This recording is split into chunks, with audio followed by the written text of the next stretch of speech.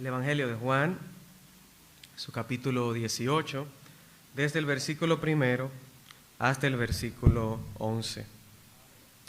Dice la palabra del Señor: habiendo dicho Jesús estas cosas, salió con sus discípulos al otro lado del torrente de Cedrón, donde había un huerto, en el cual entró con sus discípulos. Y también Judas, el que le entregaba, conocía aquel lugar, porque muchas veces Jesús se había reunido allí con sus discípulos. Judas, pues, tomando una compañía de soldados y alguaciles de los principales sacerdotes y de los fariseos, fue allí con linternas y antorchas y con armas. Pero Jesús, sabiendo todas las cosas que le habían de sobrevenir, se adelantó y les dijo: ¿a quién buscáis? Le respondieron: a Jesús Nazareno.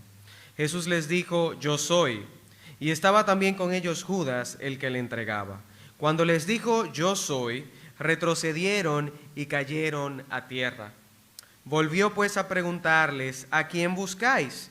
Y ellos dijeron: a Jesús Nazareno. Respondió Jesús: os he dicho que yo soy, pues si me buscáis a mí, dejad ir a estos, para que se cumpliese aquello que había dicho: de los que me diste no perdí ninguno. Entonces Simón Pedro, que tenía una espada, la desenvainó e hirió al siervo del sumo sacerdote y le cortó la oreja derecha, y el siervo se llamaba Malco. Jesús entonces dijo a Pedro: mete tu espada en la vaina, la copa que el Padre me ha dado, ¿no la he de beber? Vamos a orar. Amante Padre Celestial, gracias por tu palabra en este momento. Danos, oh Señor, entendimiento de lo que tú nos quieres decir. Danos claridad y corazones sensibles para escuchar y obedecer tu voz. Permite que estemos atentos a todo lo que nos quieres decir, oh Señor, en esta noche. En el nombre de Cristo pedimos esto y te damos las gracias. Amén. Amén. Muchas gracias, hermanos. Voy a pedir que me pongan la imagen que está ahí. Bien. Ese perro que ustedes ven en esa imagen es un fila brasileño. Nuestro hermano Benjamín, que acaba de dirigir, tiene un perro de eso. Ese es el bebé de la familia. Estos perros pueden medir hasta unos 6 pies de largo y pesar hasta unos 80 kilogramos. Estamos hablando de unas 180 libras de peso. Y si usted ha ido a la propiedad de Palabra de Vida en Baní, usted notará que hay un perro llamado Rufo de esta raza. El dueño de Rufo es de mi estatura y más delgado que yo. Y cuando Rufo me ve a mí, empieza a ladrar y me quiere despedazar. Pero cuando Rufo ve a su dueño, se pone como un cachorrito, se pone en el suelo y empieza a gemir. Si Rufo supiera, o más bien, si pudiera enfrentar a su amo, lo despedazaría en un segundo.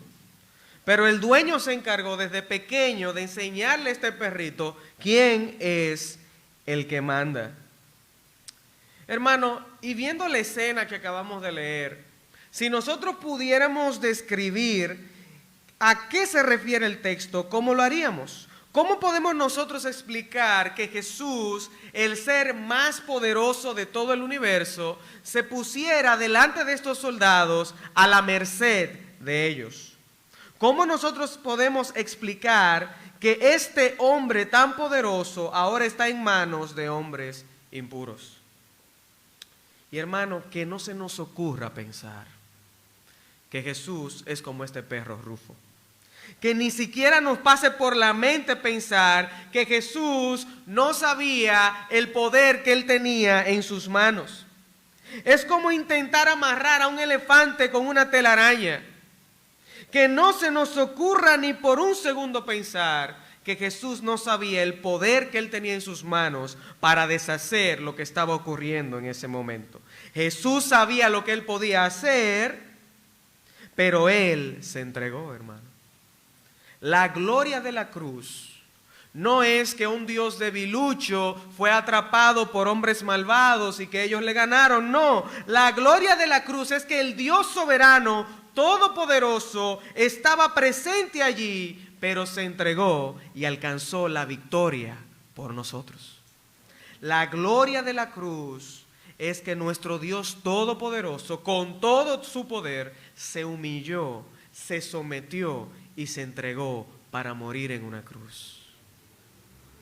Y hermanos, en primer lugar, hablando de este tema en esta noche, del Dios soberano que se entrega, nosotros podemos notar en los primeros 4 versículos que a Jesús no lo arrestaron, Él se entregó. Fíjese 3 cosas que podemos ver en estos versículos que leemos. Lo primero que llama nuestra atención es el lugar. El versículo primero nos dice que Jesús tuvo que pasar el valle, el torrente de Cedrón. Y si usted va al Antiguo Testamento, al libro de 2 de Samuel, capítulo 15, versículos 23 al 37, usted podrá notar que ahí también se menciona el torrente de Cedrón. Pero es un contexto totalmente diferente, pero muy similar. Usted recuerda o recordará que Absalón se sublevó contra su padre y le robó el trono. Uno de los hijos de David le quiso robar el trono y lo traicionó, junto con su consejero Ahitofel. Y cuando David es traicionado, él huye y cruza el torrente de Cedrón. Y David está desapesumbrado, está triste porque ha sido traicionado por su hijo y por uno de sus consejeros. De ahí nosotros podemos ver muchos salmos que hablan de David, hablando de esta traición que él sufrió. Otro punto interesante es que Ahitofel, cuando se ve en uno de sus consejos, se ve interrumpido por otra persona que apoyaba a David, por la tristeza y la humillación que sufrió, llega a su casa y se ahorca. ¿No le parece esto similar a lo que estamos leyendo? Nosotros tenemos a David siendo traicionado y cruzando el torrente de Cedrón. Nosotros tenemos a Jesús siendo traicionado y cruzando el torrente de Cedrón. Y por cierto, Jesús era llamado el Hijo de David. Nosotros vemos a Ahitofel ahorcándose, el traidor se ahorca. Y nosotros más adelante vamos a ver a Judas, el traidor, ahorcándose. Ahora, lo que nosotros vemos distinto aquí es que David estaba desapesumbrado y humillado, y Jesús viene con la frente en alto. Él cruza el torrente de Cedrón para encontrarse con su traidor, mientras David cruza el torrente de Cedrón para huir de sus traidores. Nuestro Señor era soberano en el momento de su traición. En segundo lugar, lo que podemos ver es que Judas, uno de los discípulos de Jesús, uno de los más cercanos de Jesús, tenía conocimiento del lugar donde Jesús iba a estar. Este traidor sabía dónde iba a encontrar a Jesús, porque el Señor nunca le ocultó nada a Judas. El Señor no tenía temor de aquel que le iba a traicionar. Cuando Jesús llama a Judas, Jesús sabía que Judas lo iba a traicionar, pero Él nunca le ocultó nada, nunca estuvo moca, nunca estuvo chivo con este hombre. Jesús siempre lo mantuvo cerca, a pesar de que este hombre iba a ser el traidor. Este mismo Judas estuvo cerca de Jesús y va camino a Getsemaní con un grupo de hombres violentos. Judas no reconoce a Jesús. Al llegar, si usted se fija más adelante, cuando Jesús dice yo soy, Judas estaba con ellos. Pero Judas no reconoce a Jesús porque estos soldados todavía están preguntando ¿dónde está? Pero por las acciones parece que Judas, a pesar de no reconocerlo en la oscura noche, tampoco conoce quién es Jesús. Judas iba adelante con una compañía de soldados romanos. Esta compañía era una cohorte romana. Las cohortes romanas tenían 600 soldados. ¿Usted se puede imaginar cuántos soldados llevaba Judas para atrapar a un hombre? Muchos estudiosos entienden que eran demasiados soldados y los reducen a un número más bajito, 200 soldados. 200 soldados para atrapar a un hombre. Y él no solamente lleva 200 soldados romanos, él lleva alguaciles de los principales sacerdotes. Y por los demás evangelios nosotros entendemos que también habían sacerdotes y que también habían fariseos, aparte de Judas. Y estos hombres van con linternas y antorchas, y van con armas, van con palos y van con espadas para atrapar a un hombre. Hermano, ¿y esto no le llama la atención a usted? ¿No le llama esto la atención el por qué Judas, que conocía a Jesús, va a este lugar con tanta gente violenta y peligrosa para atrapar a un hombre? Judas no conocía a Jesús. Él va con antorchas y con linternas para atrapar a la luz del mundo. Él va con palos y con armas para atrapar al príncipe de paz. Él estuvo unos 3 años con Jesús, pero él no lo conoció. El tercer punto que podemos ver es que Jesús sabía que todo esto iba a acontecer, pero no buscó la manera de ocultarse. Si usted se fija, leyendo el Evangelio de Juan, desde el primer capítulo, usted puede ver cuál es la intención de Juan. Juan tiene la intención de mostrar a Jesús como el Dios todopoderoso que se ha hecho hombre. Él lo describe en el primer capítulo como el verbo de Dios, el verbo encarnado, en quien estaba la vida y quien tenía la luz de los hombres. La pregunta que podemos hacernos es: ¿qué hace un Dios todopoderoso en una situación así? Lo quieren arrestar, lo están traicionando, pero nosotros estamos viendo que lo que Jesús está haciendo es todo lo contrario a lo que usted y yo haríamos. Él no se defiende, Él no se esconde, Él no abusa de su poder. Jesús tiene todo a su favor. Dice el pasaje del versículo 4, pero Jesús, sabiendo todas las cosas que habían de sobrevenir, se adelantó y les dijo: ¿a quién buscáis? Él sabía todo lo que iba a suceder. Hermanos, yo quiero transportarlos a conocer quién es este Jesús, para que entendamos la situación y quién tenía la desventaja. Este Jesús es el mismo Dios que se le revela a Isaías en el capítulo 6, que está sentado en el trono y los serafines cantan: santo, santo, santo. Este Jesús es el mismo Dios que Isaías nos revela en el capítulo 40, cuando dice que en la palma de su mano están los montes, que los gobernantes de la tierra le son como nada y como menos que nada. Este Jesús es el mismo Dios que estaba con Moisés y dividió el mar en 2 para que los israelitas pasaran. Este Jesús era el Dios de David, con el cual David podía desbaratar ejércitos. Hermanos, este Jesús no era ningún debilucho, es el Dios todopoderoso que creó el mundo y que podía destruir a esas personas en un segundo. Y aún así, Él se entrega. Se entregó. Se entregó. ¿Qué es lo que hace? Él no los destruye, Él no desbarata el ejército, Él se entrega. Versículo 4, sabiendo todas estas cosas, le salió al encuentro. Jesús se adelantó. Se adelantó. Hace unos días, si usted mira las noticias o las miró, en las noticias locales, usted pudo ver cómo un preso de una de las cárceles de aquí tenía bajo su control 89 cámaras de vigilancia. ¿Usted puede creer eso? Un preso con 89 cámaras de vigilancia, las cámaras de vigilancia de la cárcel. No había nadie más poderoso que este hombre dentro de esa cárcel. Él sabía quién entraba y quién salía en tiempo real. Pero esto no es lo que sucede aquí, hermanos.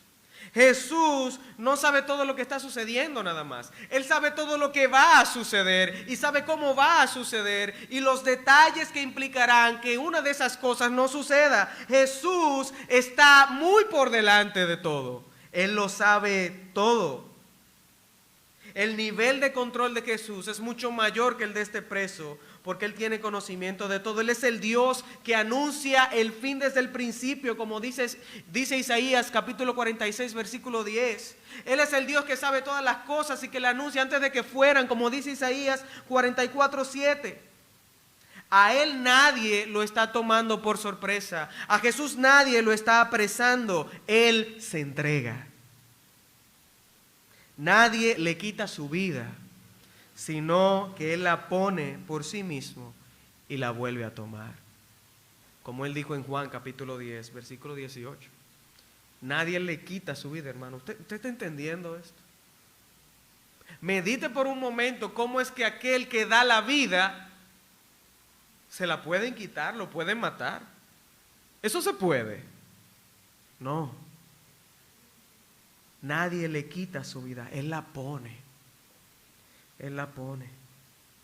Jesús sabía que Judas le iba a traicionar. Si usted va a Juan capítulo 6, versículo 70, Jesús le dice a sus discípulos: ¿no os he escogido yo a vosotros y uno de ustedes es diablo? También en el capítulo 13, versículo 11, Él le dice a Pedro mientras lavaba sus pies, le dice: ustedes todos están limpios. Bueno, no todos. Y en el versículo 21 al 30 de ese mismo capítulo, Él le anuncia a sus discípulos: uno de ustedes me va a traicionar. Y más adelante le dice a Judas: lo que vas a hacer, hazlo pronto. Jesús está en control de toda la situación. Él sabía que sus discípulos iban a huir y que lo iban a abandonar, que lo iban a dejar solo. Sabía que Pedro lo iba a negar esa misma noche 3 veces. Él sabía que iba a ser crucificado. Si usted va a Marcos, usted va a encontrar a Jesús diciéndole 3 veces a sus discípulos cómo va a ser crucificado, cómo va a ser entregado, quiénes lo iban a entregar. Jesús sabía que el Padre lo iba a abandonar en la cruz, en la hora más oscura. Él conocía los horrores que le esperaban. No obstante, nosotros no tenemos a un Jesús atemorizado. Tenemos en el camino a Jerusalén a un Jesús que va delante de sus discípulos con la frente en alto, y los discípulos van detrás con miedo. Tienen miedo porque saben que si Jesús entra a Jerusalén, lo van a matar. Lea Marcos capítulo 10, versículo 32, y usted verá esta escena. Jesús está listo para enfrentarse con la muerte. Nosotros no tenemos un Cristo frágil y temeroso, sino un Salvador perseverante, valiente, que se adelanta y se dirige a la cruz como un campeón victorioso. Por el gozo puesto delante de Él, Jesús sufrió el oprobio. Hermano, Jesús sabía todo lo que iba a suceder con Él. Si usted lee Isaías capítulo 53, en los últimos versículos, el profeta dice que Él verá el fruto de la aflicción de su alma y quedará satisfecho. Jesús sabía que cuando Él iba a ir a la cruz, que cuando Él fuera crucificado, iba a tener éxito, iba a ver el fruto de su aflicción e iba a quedar satisfecho. Por el gozo puesto delante de Él, Jesús sufrió la cruz, hermano. Hermano, cuando Él te mira a ti, redimido, justificado, santificado, cuando Él te mira a ti pudiendo decirle a Dios Padre, Jesús está satisfecho por la obra que Él hizo en tu lugar. Cuando Él nos mira salvos, hermano, Jesús está satisfecho. El gozo puesto delante de Él fue lo que lo motivó a ir a la cruz y sufrir por nosotros. Jesús se goza en ver las almas que su obra redentora ha rescatado y va a rescatar. Jesús es el hombre más poderoso del universo, porque es Dios encarnado. Se entregó a hombres malvados para que le hicieran daño. Y si Jesús no se entrega, hermano, la cruz iba a ser una ilusión, un sueño. Si Jesús nos entrega, no había forma de que nuestra salvación hubiese sucedido. No hay forma de que el hombre pueda atrapar a Dios. No hay forma de que el hombre pueda ver a Dios. No hay forma de que el hombre pueda tocar a Dios. No la hay. Solo si Dios se entrega, podemos tener salvación. Porque el hombre no puede hacer nada para salvarse. Jesús tuvo que descender del cielo. Nosotros no podíamos bajar a Dios, porque no podíamos siquiera subir a Dios. Él tuvo que descender. Porque solo Él tiene el poder. Solo Él. El segundo punto de este mensaje es que no lo tenían a Él. Él los tenía a ellos. Miren los versículos del 5 al 9, hermanos. Fíjese que Jesús es el que se adelanta en el versículo 4 y les pregunta: ¿a quién buscáis? Y ellos le respondieron: nosotros buscamos a Jesús Nazareno. Y usted podría preguntar: ¿en serio ustedes lo están buscando? Porque es Él. Se le va a perder. Si ustedes están buscando a Jesús y Él se les sale al encuentro y no se dan cuenta que es Él, parece que no están buscando bien. Él estaba frente a ellos. Y esto es tan interesante porque hay mucha gente allá afuera en el mundo que está buscando a Dios Y Él está frente a ellos a través de la proclamación del Evangelio y ellos no lo encuentran. Porque no saben a quién están buscando. Ellos andaban con antorchas y linternas entre los matorrales pensando que Jesús se iba a esconder y no pensaron que Jesús le iba a salir al encuentro valientemente y decirles, yo soy. Y el mundo, la gente del mundo está así, hermano.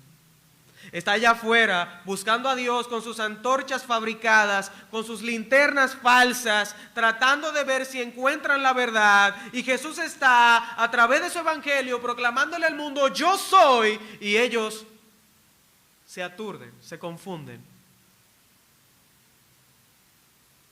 Hermano, si Jesús no se revela a nuestro corazón, si Jesús no se revela a aquellos que no le conocen,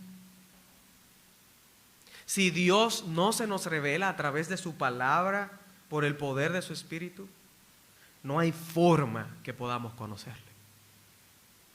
Si Jesús no tiene la iniciativa de revelársenos, hermano, no hay forma de que usted y yo le podamos conocer. La palabra dice en 2 Corintios capítulo 4 que fue la faz de Jesucristo la que resplandeció en nuestros corazones. Si esa faz no resplandece en nuestros corazones, quedamos en completa oscuridad. Cada vez que Jesús abría los ojos a los ciegos y les permitía ver la realidad del mundo exterior, eso era una metáfora que apuntaba a la realidad de las tinieblas de nuestro corazón. Cuando estamos en una ceguera espiritual que no podemos ver los caminos de Dios, Dios por el poder de su evangelio y la regeneración de su Espíritu Santo abre los ojos de nuestro entendimiento y nos permite ver al Salvador y creer en Él. Y es por eso, hermano, que usted y yo tenemos que orar diariamente para que el Señor abra los ojos de nuestro entendimiento y poder conocerle más a través de su palabra. Pero también usted y yo tenemos que orar para que aquellos que están sumidos en las tinieblas del pecado en el mundo puedan recibir la luz de Cristo que resplandezca en sus corazones y les permita ver el Salvador. Si no oramos, hermano, si no dependemos del poder del Espíritu y pretendemos salir a predicar el Evangelio y pretendemos venir aquí a la iglesia y escuchar la palabra y no le pedimos al Señor, abre nuestros ojos, es muy difícil, por no decir imposible, pero es muy difícil que una persona pueda recibir salvación. Porque no es con nuestras fuerzas. Nosotros no vamos con espada ni con ejércitos, es el Espíritu de Dios. Y es el Espíritu que hace la obra en nuestros corazones, aún en medio de la vida cristiana, pero también allá en el mundo es el Espíritu que lo convence de pecado, de justicia y de juicio. Y el cristiano debe de tener un corazón sensible a la voz del Espíritu para poder conocer a Dios. Notemos la escena. Jesús dice, yo soy, y ellos caen a tierra. Y nosotros no sabemos por qué ellos caen a tierra.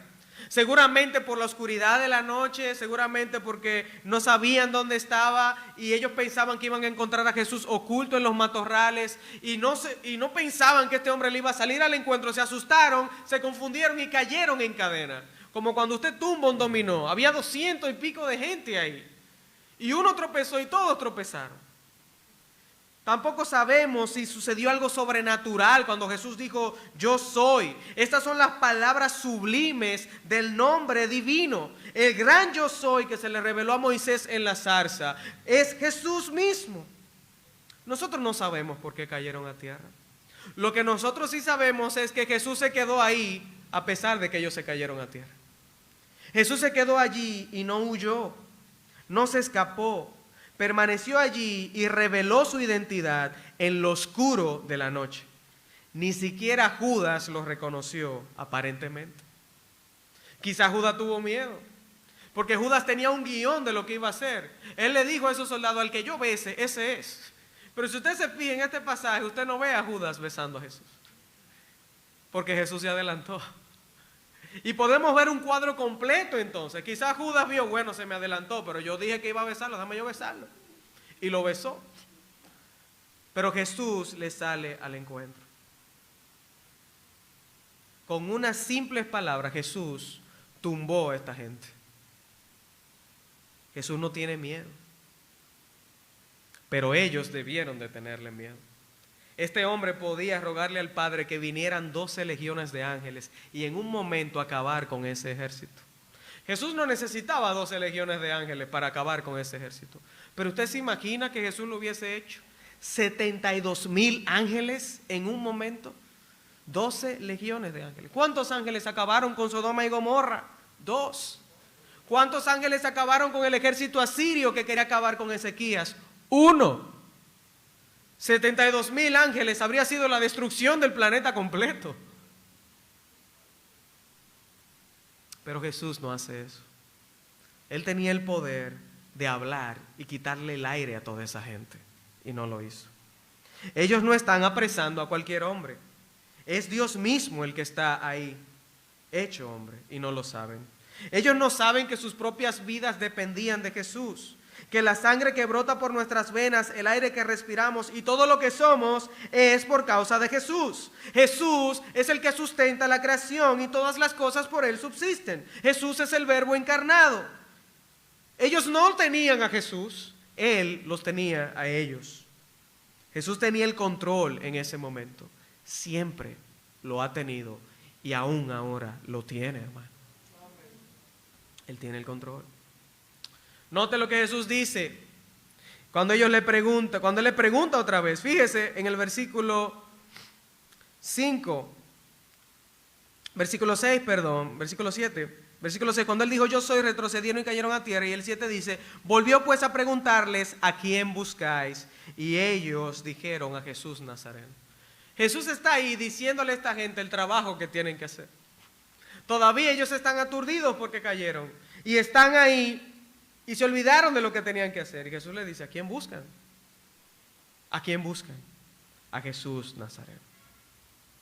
Hermano, ¿a usted no le parece extraño que Jesús se adelantara? ¿Por qué Él fue primero? Es interesante la respuesta de Jesús en el siguiente versículo, en el 8. Él les dice, ya les he dicho que yo soy, pues si me buscan a mí, dejen ir a estos. Dejen ir a estos. Jesús está protegiendo a sus discípulos para poder cumplir lo que había dicho en la oración sacerdotal: de los que me diste, no perdí ni uno.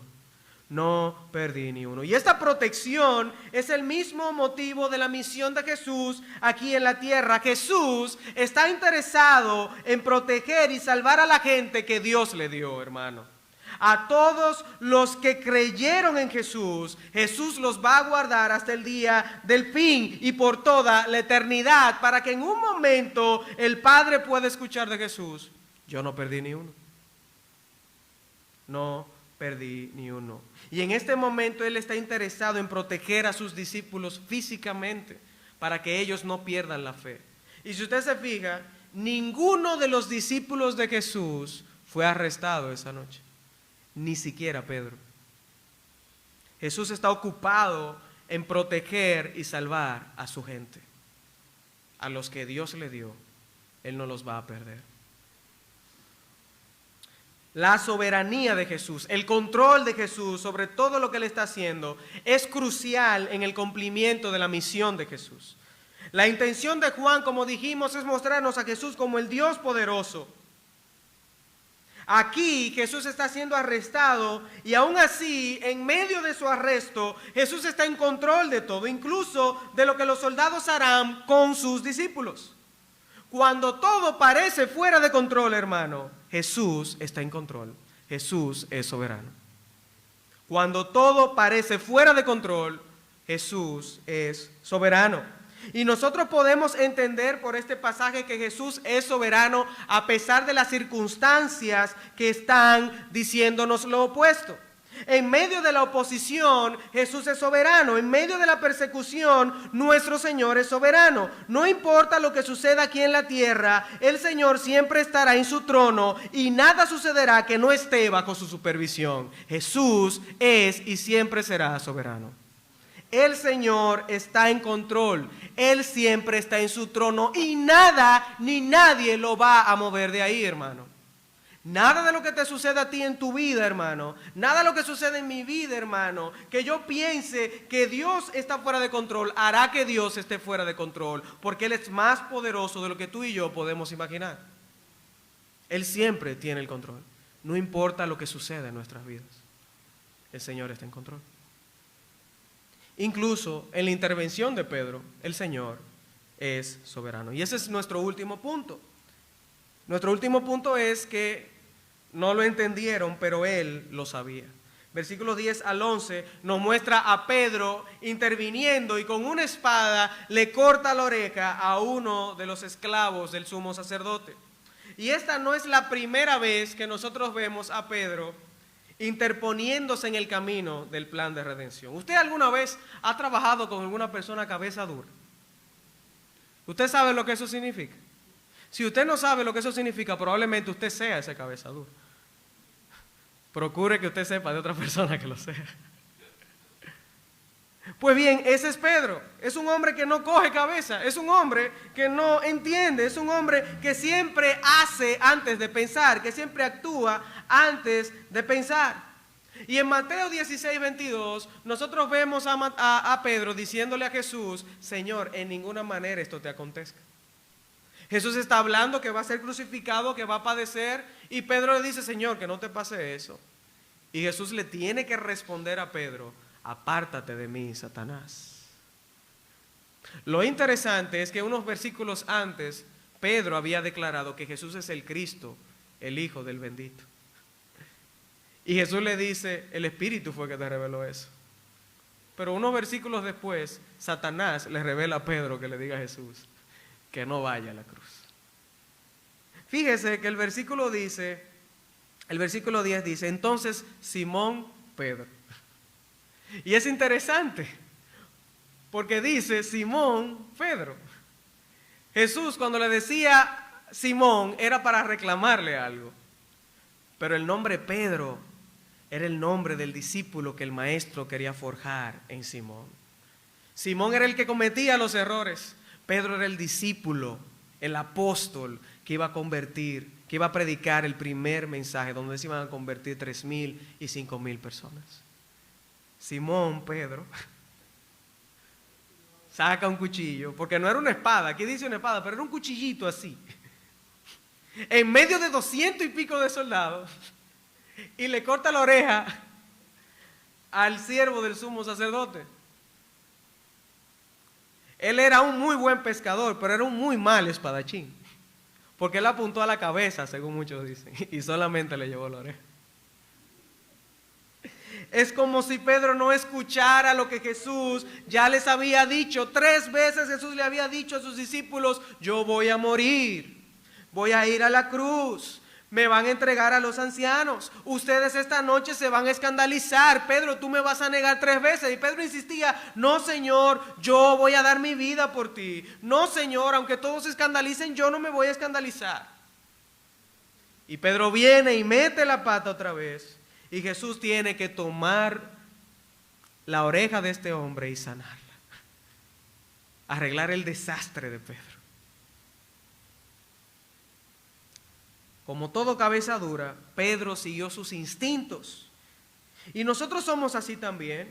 En medio de situaciones complicadas, hermanos, las cosas que llegan a nuestra vida, nosotros queremos tomar el control y sacamos la primera espada que nos viene a la mano y empezamos a cortar cabeza y nada más nos llevamos orejas. Porque muchas veces no entendemos. Hay cosas que suceden en nuestras iglesias, en nuestras vidas, que no entendemos, que no sabemos, pero el Señor sí sabe, hermano. Y el Señor es el que ha dicho cómo debemos de actuar en esas situaciones. Jesús sabía que Pedro lo iba a negar luego de ser arrestado. Y él sabía que Pedro iba a seguir fallando porque no era perfecto. Jesús sabía que Pedro nunca iba a ser perfecto. De todos modos, cuando Satanás había pedido a Pedro, Jesús rogó por Pedro para que su fe no faltara. Porque más que un Pedro perfecto, Jesús quería un Pedro que lo amara a él. Aunque Pedro no sabía ni entendía, hermanos, Jesús sí sabía y sí entendía. Jesús estaba escribiendo la historia de Pedro a su manera, no a la manera de Pedro, sino a la manera de Dios. Hermanos, hay circunstancias en nuestras vidas que no podemos evitar ni entender, pero podemos confiar en que Dios sabe el final. Él sabe el final de nuestra historia y es Él mismo quien está escribiendo y ha escrito nuestro presente. Aunque nosotros no entendamos, podemos confiar en que Dios sabe. Él sabe lo que es mejor para nosotros. Al Pedro intentar salvar a Jesús, estaba evitando su propia salvación, estaba interfiriendo en el plan de Dios. Y muchas veces nosotros estamos así, pensando que sabemos más que Dios. Y es cuando menos sabemos. Recordemos que el Señor sabe, nosotros no. A veces, en el plan de Dios, unos son como Judas, que están haciendo y deshaciendo, y la pegan y hacen algo a favor de la obra de Dios. Y otros son como Pedro, que se afanan e se interponen en el camino de Dios, creyendo que saben más que Dios.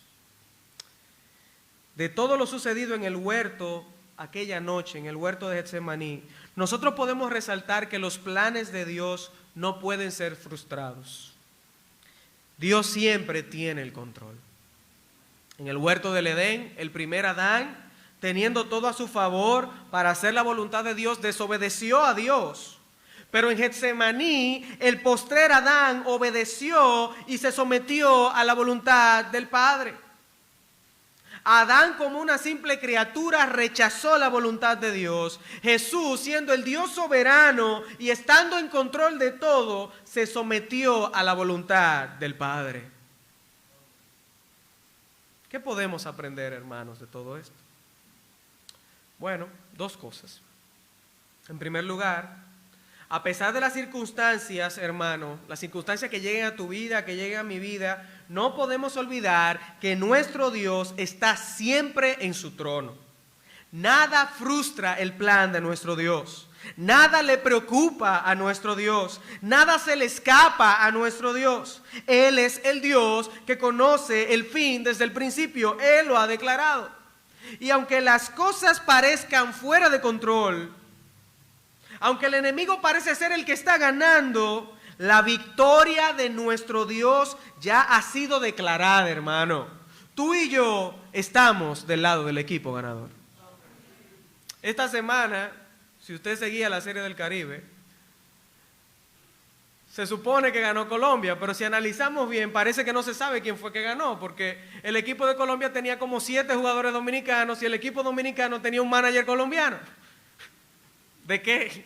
¿Cuál fue el equipo que ganó? Pero usted y yo podemos tener la seguridad de que si estamos en Cristo, estamos en el equipo de la victoria. Estamos en el equipo ganador y no importa lo que nos pase en esta vida, yo sé que algún día yo estaré allá con mi Rey de Reyes y Señor de Señores, porque Él ganó en la cruz. La cruz para Cristo no era un símbolo de derrota, era el lugar donde Él iba a declarar su victoria, porque al tercer día Él resucitó, hermano. Él fue a la cruz con la frente en alto, porque su victoria era segura. En segundo lugar, viendo el escenario, nosotros podemos notar que dentro de la iglesia hay dos extremos. Están aquellos creyentes que son como Pedro, fervientes pero impulsivos e ignorantes de la voluntad de Dios. Y también están aquellos que son como Judas, que son traidores silenciosos. Y hermano, te ruego que no caigas en el error de Pedro. No te dejes llevar por tu propia opinión. Ve a la palabra de Dios. Encuentra allí el deseo de Dios para tu vida y escucha la voz de Dios. No te adelantes, no tomes tu espada. Escucha la voz de Dios. No te apresures a cortar las cabezas de las cosas que llegan a tu vida, para que luego Dios empiece a sanar orejas. Ante las circunstancias difíciles, primero consulta a Dios. Y si hay alguien aquí que es como Judas, que viene a la iglesia, pero muy en el fondo de su corazón sabe que no es creyente, sabe que no es un verdadero hijo de Dios, que cada vez que escucha la palabra dice, no, yo no estoy de acuerdo con lo que dice la Biblia, yo prefiero hacer lo que me da mi gana. Si hay alguien que ha sido decepcionado por la iglesia, decepcionado por el pastor, decepcionado incluso por la imagen de Jesús que está en las Escrituras, porque no conoce verdaderamente al príncipe de paz, a la luz del mundo, yo te invito a que no le des la espalda a Jesús. Yo te invito a que vengas a Él en arrepentimiento y fe. Jesús también murió por ti en la cruz. Si Judas hubiera esperado, si Judas hubiera visto a Jesús como aquel que podía y puede perdonar ese pecado tan atroz que él cometió, si Judas hubiera visto que la cruz también lo podía salvar a él y no se hubiese adelantado, él habría recibido perdón y gracia. Porque la gracia de nuestro Dios, la salvación que hay en Cristo Jesús, es más grande que nuestros pecados. No hay pecado tan grande que el Señor no pueda perdonar. No lo hay. Porque su gracia es suficiente. Si hay alguien aquí en esta noche que quizás no ha conocido a Cristo y siente que no hay perdón para él, yo te digo, en Cristo hay perdón suficiente. En Cristo hay perdón. No creas la mentira del diablo. Hay perdón para ti. Hay gracia para ti. Suficiente. Solo tienes que creer en Cristo. Solo tienes que arrepentirte y creer que su perdón es suficiente. Creer que lo que Él hizo en aquella cruz es suficiente para perdonarte. Creer que Él resucitó. Creer que Él es el Dios soberano. Ven a Cristo. Ven a Cristo y recibirás perdón. ¿Hay alguien que quiere recibir a Cristo en esta noche? Hay alguien que ha entendido, sí, Jesús es el Dios soberano. Sí, yo creo que Él me puede perdonar. Sí, yo necesito perdón. ¿Hay alguien que quiere a Cristo? Por las redes, si hay alguien que quiere a Cristo, yo te invito a que ahí donde tú estás, le digas al Señor, sálvame. Sálvame. Hermanos, vamos a orar y demos gracias a nuestro Dios soberano por permitirnos escuchar su palabra. Amante Padre, gracias por tu palabra, gracias por permitirnos escuchar tu voz. Gracias porque a pesar de las imperfecciones de tu siervo, tú te dignas en hablar a nuestros corazones. Pon en nosotros la confianza de que tú eres el Dios soberano y que nada escapa de tu mano.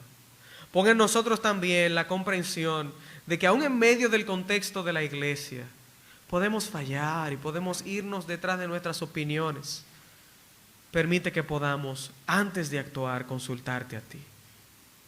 Oh Señor, glorifícate.